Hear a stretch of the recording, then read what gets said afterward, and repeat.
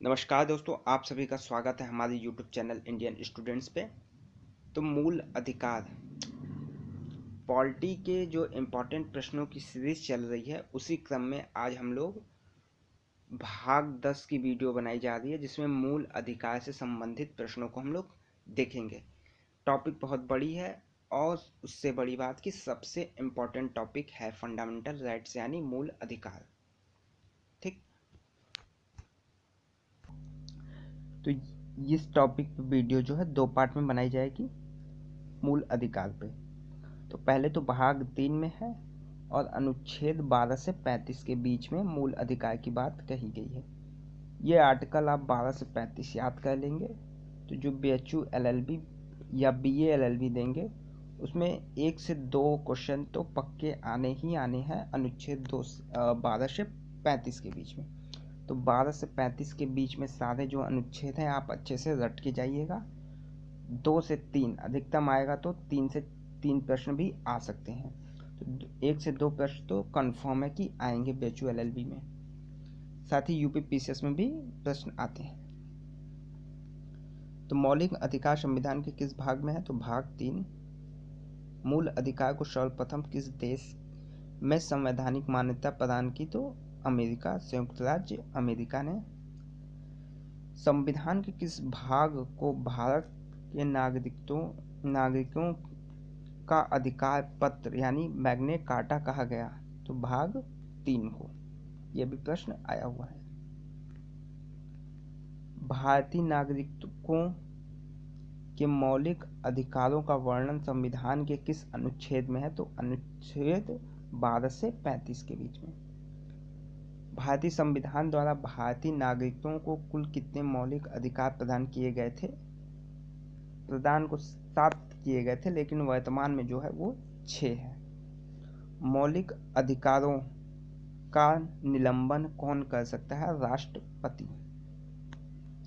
मौलिक अधिकारों के बारे में सुनवाई करने का अधिकार सर्वोच्च न्यायालय को है। कौन सा अनुच्छेद दोष सिद्धि के संबंध में अभियुक्तों को दोहरे दंड एवं स्व अभिशासन से संरक्षण प्रदान करता है? तो अनुच्छेद 20 के अंतर्गत।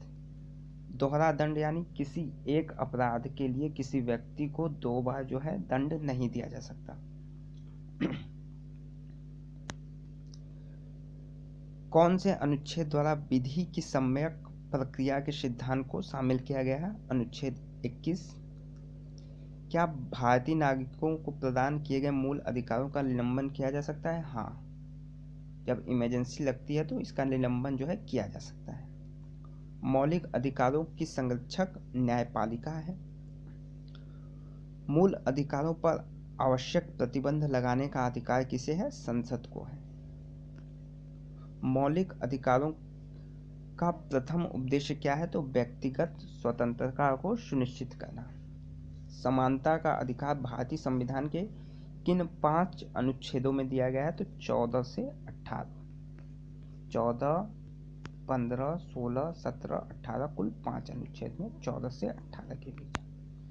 किस संशोधन के द्वारा संपत्ति के अधिकार को समाप्त किया गया? यही एक अधिकार है जिसे पहले 7 थे मूल अधिकार, फिर संपत्ति के अधिकार को मूल अधिकार की श्रेणी से हटा दिया गया तो बचे 6, वर्तमान में 6 है। तो यहाँ से भी प्रश्न पूछते हैं कि किस अधिकार को जो है मूल अधिकार से हटा दिया गया? तो संपत्ति के अधिकार को हटाया गया है। किस संशोधन के द्वारा? तो 44वां संविधान संशोधन जो 1978 में हुआ था। यह प्रश्न पूछा गया है LLB में और PCS में भी, UP लोअर PCS में भी पूछा गया है। किस संविधान के द्वारा? 44वें संविधान संशोधन 1978 के द्वारा।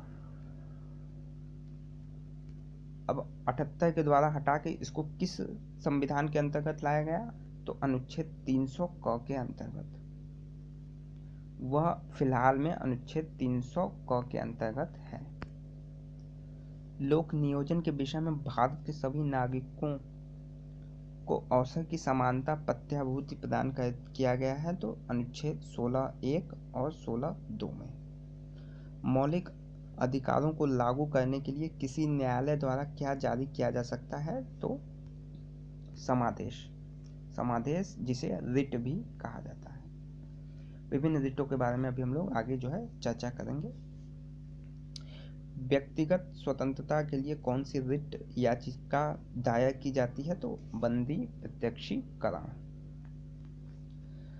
भारतीय संविधान का कौन सा अनुच्छेद अल्पसंख्यकों को अपनी मनपसंद शिक्षण संस्थाओं के स्थापित तथा संचालित करने का अधिकार प्रदान करता है? तो अनुच्छेद 30। धार्मिक स्वतंत्रता का अधिकार किस अनुच्छेद के द्वारा दिया गया है? अनुच्छेद 25 के अंतर्गत। देखिए, सबरीमाला कांड अभी जो है चर्चा में रहा है, तो BHU LLB अगर आप दे रहे हैं तो इस अनुच्छेद को अच्छे से पढ़ लीजिएगा।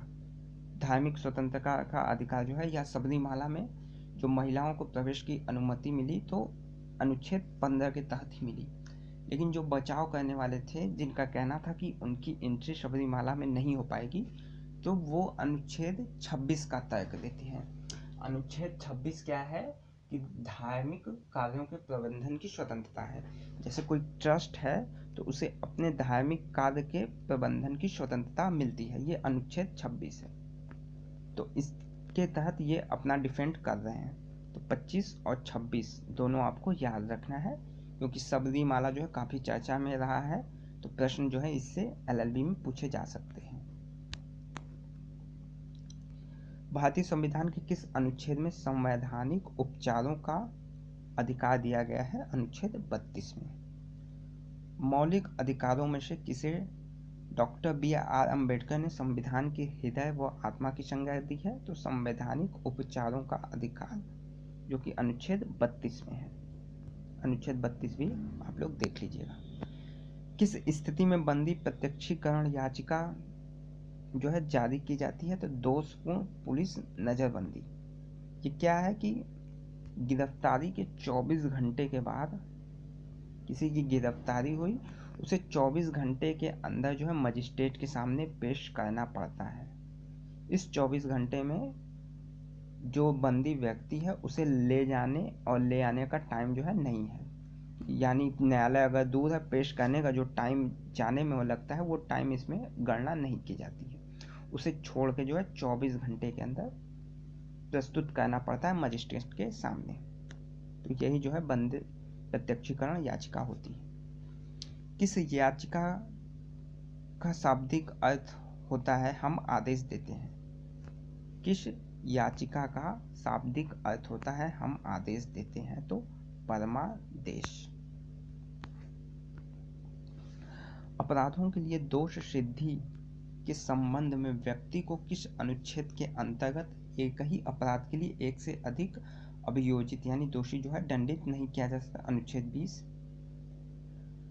कौन सा समादेश किसी अवैध व्यक्ति को सरकारी पद को बचाने के लिए जारी किया जाता है? अधिकार, उपक्षा, रिट। संपत्ति का अधिकार एक कानूनी अधिकार है, यह भी प्रश्न पूछा गया है। संपत्ति का अधिकार, शिक्षा का अधिकार, ये सारे प्रश्न पूछे गए हैं, तो ये कानूनी अधिकार। भारत के संविधान के अनुसार जो संवैधानिक अधिकार है किंतु मूलभूत अधिकार नहीं है, तो संपत्ति का अधिकार। संविधान के समय वो जो है मूल अधिकार में थे, लेकिन फिलहाल में नहीं है, तो संपत्ति का अधिकार। किस वाद ने संसद को मौलिक अधिकारों में संशोधन का अधिकार दिया गया? तो केशवानंद भारती वाद। ये प्रश्न भी पूछा गया था BHU LLB 2018 के एंट्रेंस में। मौलिक अधिकारों में संशोधन का अधिकार केशवानंद भारतीवाद 2018 LLB में पूछा गया है। भारतीय संविधान के अनुच्छेदों में से कौन विधायन सत्ता पर पूर्ण नियंत्रण लगाता है? अनुच्छेद 14। अप्रस्तुतता उन्मूलन अनुच्छेद 17। प्रेस की स्वतंत्रता जो है अनुच्छेद 19(1) में ही है। आर्टिकल 19 जो है वाक्य स्वतंत्रता है, यानी बोलने की आज़ादी, उसी के अंतर्गत 19(1) में जो है प्रेस की आज़ादी का वर्णन किया गया है। जैसे आर्टिकल होते हैं उसमें उप आर्टिकल होते हैं, जैसे एक आर्टिकल 19 पढ़ लिए तो 19(1), 19(2), 19(3) ये सारी जो है उपधाराएं होती हैं। भारतीय संविधान का कौन सा अनुच्छेद व्यक्ति के विदेश यात्रा के अधिकार को संरक्षण प्रदान करता है? अनुच्छेद 21। 25 से 28 का संबंध किससे है? तो धर्म की स्वतंत्रता से। मौलिक अधिकार के अंतर्गत कौन सा अनुच्छेद बच्चों के शोषण से संबंधित है? तो अनुच्छेद 24। कारखानों अथवा खानों में कोई व्यक्ति नियुक्त नहीं किया जा सकता जब उसकी आयु कम से कम 14 वर्ष से कम हो। यहाँ पे 18 वर्ष नहीं होगा, 14 वर्ष होगा। ये भी जो है एलएलबी में पूछा गया प्रश्न, शायद 2018 एलएलबी एंट्रेंस 2018 में ये प्रश्न पूछा गया है। तो यहाँ पे 14 वर्ष।